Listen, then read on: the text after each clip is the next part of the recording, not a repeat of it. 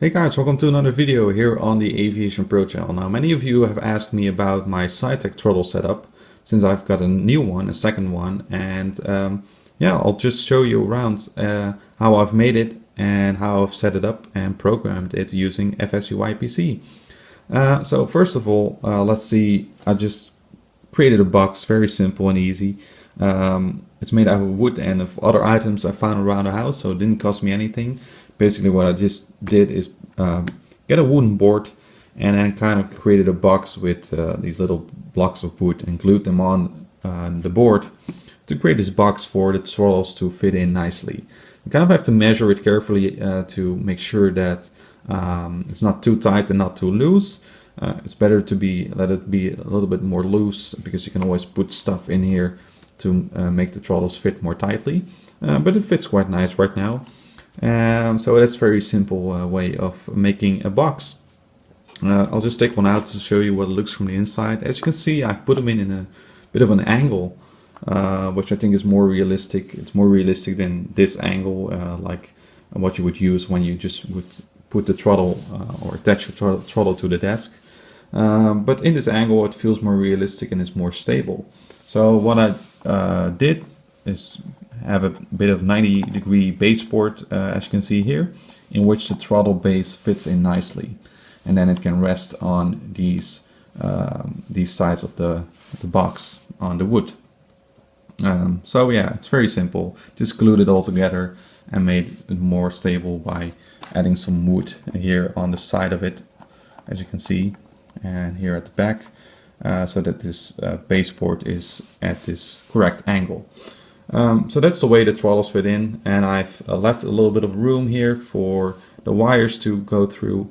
Now it's important to make sure that it fits quite stably, because if you move the throttles, it kind of has an tendency to move out a little bit or slip out. So you want to make sure it's positioned in well. You can always place something right here, and I also place some styrofoam here, so that when I give full throttle, for example, it doesn't kind of slip out this way. That's not what you want to have. So that's kind of how I created the box. Of course, the Saitek throttles come with this little indentation, as you can see here, and on the other side of another throttle, it's a bit more, you can see that it kind of sticks out this little circle, and that way they can kind of fit into each other. It doesn't do a lot, but it kind of helps stabilize the entire thing. So that's how I fitted the throttles, and of course the wires go to the Saitek yoke here on the side. As you can see, it's the old connector of the throttle that comes with the yoke and the USB connection that comes with the new throttle. And you don't need any power source, additional power source. It will just run these throttles nicely. Okay, so then to the throttle itself. So as you can see, it looks pretty cheap. It doesn't look very nice from close up. But it does the job. I just made it quite quickly with a very low budget, with $0 basically. So what I just did is I took pieces of styrofoam and then I used a knife to shape the styrofoam into the levers, so the Speedbrake lever, the throttle levers, and the flap lever. Now they're not to actual size. The throttles are quite to actual size, at least this knob part. But at least the shape is kind of looks kind of similar. So what I did is just, as I said, I used a knife to shape the styrofoam. Then I used a pencil to stick in the base of the styrofoam so that it kind of fits on these levers of the Saitek throttle. Okay, kind of have to just push it, and then it will shape itself basically. Then what I did is I wrapped it around with tape. It's kind of this paper tape that you would also use when you're painting stuff. Wrapped it around with that, and then I used gray and white paint to kind of match the colors of the 737. And then I used a black pen to kind of get the markings, like the Speedbrake and the 1 and 2, for example. So yeah, in that way it fits quite nicely. Of course, make sure you kind of pick the right type of styrofoam, not weak styrofoam, otherwise it might, at some point break through at the end. That's not what you want. So for the throttles, now as you can see, they're not really Boeing 737 style throttles, kind of like Boeing 767, more this way. And the reason I did this because I wanted to have the reverses as well. And of course, on the real throttles, the reverses are kind of in the middle. So the way I did it is that I designed in such a way that the throttles kind of slide over the reverses. And then when I land, I put the throttles to idle and I can apply the reverses this way. Okay, so yeah, that's the way I did it. You can also, for example, have the throttles designed this way that look more like a 737. But yeah, I like this better. Anyways, what I did with the throttles is kind of the same thing. A piece of styrofoam, then some wood or carton to get this little edge for the knob of the throttle to fit on. And again, I just all glued it all together and works quite well this way. Of course, styrofoam is very light, so it also helps with preventing the throttles from moving down, for example. Okay, and then of course the flap lever. Yeah, same principle, styrofoam, and then the styrofoam cap that I've shaped and then gave it a little paint job. So yeah, again, it's not very pretty, it doesn't look very pretty, but at least it does the job. I might, if I have some more time, I might go into it again and use some other materials to create more realistic knobs. You can also buy them, of course. There's some companies that produce it, but I like it this way. Then over to the markings. Well, just use some tape to put on the Saitek throttles. Yeah, you can mark that the way you want it. But I've also put some styrofoam in here because these are the buttons that are, you know, that activate once you put the throttle kind of in its detent position like this. It activates a button. Well, I don't really like that because it kind of, you have to use quite a bit of force to get out of this button. So I've not used it. I've kind of blocked it with the styrofoam so that the throttles will move out from their detent position more easily. So yeah, that's kind of the way I've created this throttle box. So yeah, I'm sure if you're a bit creative and a bit handy with materials, you can make one yourself as well. Then over to the programming of all this stuff. And the programming is not as easy as you might think, because if you're using two throttles, it's a bit harder to program everything and to make sure that the throttles are synchronized. Because you can imagine this throttle came with the yoke, it was second-handed, so it's already quite old. So there are a lot of spikes along the axis. For example, when I put it around here, it tends to spike to 100% N1. And of course, that's not what you want. This throttle on the other end is also second-handed, but it's new. And it's kind of the second generation of Saitek throttles, and it feels a lot more smooth. And it has less spiking. But if your throttles get older, you'll get more spikes. And of course, that's not handy when you're flying, because if you, for example, have them in this position, and if this engine is at 50% N1 and this at 30, of course, you're not going to be flying straight, and that's not very handy.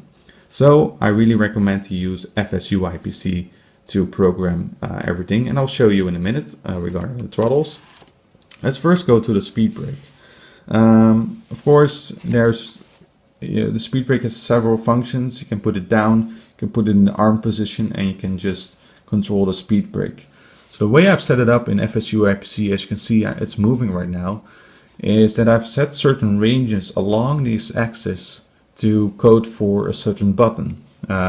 So for example, if I go to range 2, which is between here and here kind of, this codes for a button that I've assigned in the Boeing 737 FMC to let the speed brakes go down. All right. Now, if I move to the armed position right here, that region codes for setting a key press that arms the speed brakes. Okay, and then the rest of the speed brake lever is just used for the speed brake or the spoilers axis, as indicated here by FSUIPC. Okay, so you have to enter a certain parameter value right here in the FSUIPC. You can look up on Google which parameter codes code for which button on your keyboard. But you can use that then to, go into your FMC and assign that key to that function of the speed brake. So guys, just to show you how the speed brakes in particular works, as you can see in the FMC, I have assigned the spoiler down command to the quotation mark, and the spoiler arm and disarm command to the semicolon. So yeah, the way it just works, as soon as it enters this range, it will send out the semicolon. As soon as it enters this range, it will send out the quotation mark. And in this way, I can control the position of the speed brake, as you can already see here. So now the speed brake is armed, and then when I move further, it will just act as the normal speed brake function, as you can see here. And then when I move back, it will first go into the down position, and then I have to pull it back again to put the speed brake back into the arm position. So that's the way it kind of works. For the throttles, if we go to the joystick calibration tab, well, the throttles are just like this, of course. I've used the filter function of FSUIPC as well. However, with throttles, you have to be careful, as I said, because they will be different, and they do tend to have spikes. So what you can do using FSUIPC is something called LUA scripts or Lua scripts, and these scripts will help you to synchronize your throttles. So as you can see in this script, what this script does, I've kind of modified the values, but you can find it on FSIM, I think, or somewhere else. What this script does, it will, after 100 milliseconds, synchronize the throttles. So kind of what it does is it will look at the throttles values, and if they differ within a certain range, it will synchronize them. But if the throttles differ in a larger range, it will not synchronize them, because then it assumes that you want to have separate engine control for example, a sharp turn. But as long as kind of the axis of the throttles differ within a certain range, what FSUIPC will do is it will synchronize these throttles so that they are in the same position. Now, as I said, my throttle box is kind of old, so what I did is modify the values so that this range between these throttles is quite large. The range at which it will synchronize the throttles is quite large, and it will synchronize them within 100 milliseconds. Now, I've assigned buttons to turn this script on and off for the twin engine and 4-engine airplanes. So, for example, this one is for toggling the Lua script on for twin engines, for 4 engines on, and this one is to turn them off. That way I can still have the separate engine control if necessary. You might say, what's then the benefit of using True Throttle anyways? Well, I like the feeling, first of all, and of course, it still allows me to control the engine separately when needed.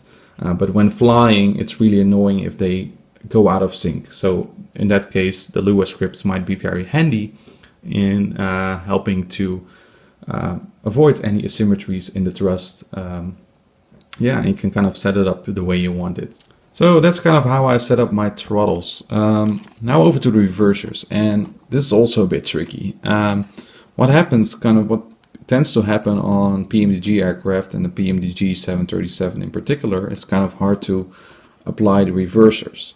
And that's because when you land the airplane and when you flare for landing and you put the throttles to idle, they do not go in full idle. So the throttles are not fully cut. So basically, this makes it hard to apply reversers, because the reversers require the throttles to be fully cut. Okay, so what I did is for at least one reverser, as you can see here in FSUIPC, I set up a small range at the very beginning of the axis, at which I press and repeat a button which applies the throttle decrease functionality.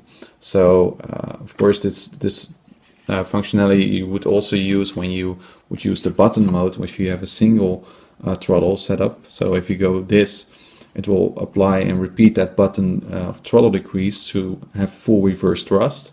But what I did is assign this little axis range to press and repeat a button that cuts the throttle. So it does not decrease the throttle, but it cuts the throttle fully. So what this does, if you will look, if this were to be the PMDG throttles in the sim, what will happen is that then the throttles would go fully cut. Okay, and then you can apply the reversers, and then of course you will just use the normal reverser axis 1 and 2 in FSUIPC. So that's kind of the way I did it. And when I go back, when I remove the reversers again, it will again go to this throttle cut little region somewhere around here, which will bring the throttles back to normal idle again. So it's kind of a tricky setup, but that's the way I solved it. Maybe there are other solutions as well.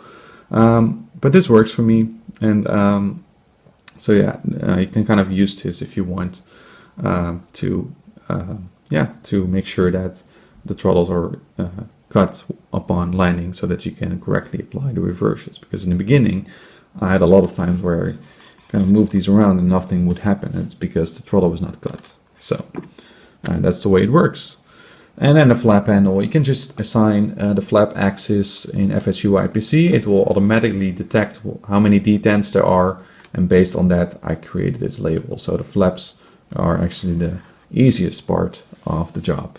You can probably, I just can scan the axis right here if the other one don't move, as you can see here. So all you have to do here is assign the flaps, and it will automatically detect the detents. So yeah, that's just how I've set up my throttle. If you guys want, I can make a more detailed tutorial or an how-to video on how to exactly set it up. But for now, I didn't really want to mess with my own values in FSUIPC. And but at least you kind of have an idea what kind of functions are out there that will help you to synchronize your throttles, and will help you to assign certain ranges to assign key commands to. Again, look on Google for parameters associated to key values. You have seen some of parameters that I've used in my throttle setup. And again, make sure you make use of the LUA scripts, which you can put in the modules folder within prepared, where FSUIPC itself is also located. And this will help you to synchronize your throttles and your reversers. Just one last thing, I'll just quickly go over to the buttons that I've assigned here as well. I've assigned this button for toga, this is for parking brake. You can all set that in FSUIPC or using the FMC in the Boeing 737. Then I've used this one for toggling on the Lua script for the 737 thrust symmetry for 2 engines. I've used this for auto throttle disengage. These buttons are the fuel control switches in the 737. This is again the Lua script to toggle the 4-engine script, and this is to kill all the scripts or to turn them all off. And I've used this button to set my transponder mode. So after landing, for example, I just can kick this one couple of times so that my transponder is off. So thanks for watching this video here on the Aviation Pro channel. I hope you enjoyed it. Make sure you watch my other videos by clicking on the videos on the right. If you want to support Aviation Pro, click on the Patreon logo on the left. And if you haven't, make sure you subscribe by clicking on the channel logo on the left as well. Thank you very much for watching, and I'll see you next time.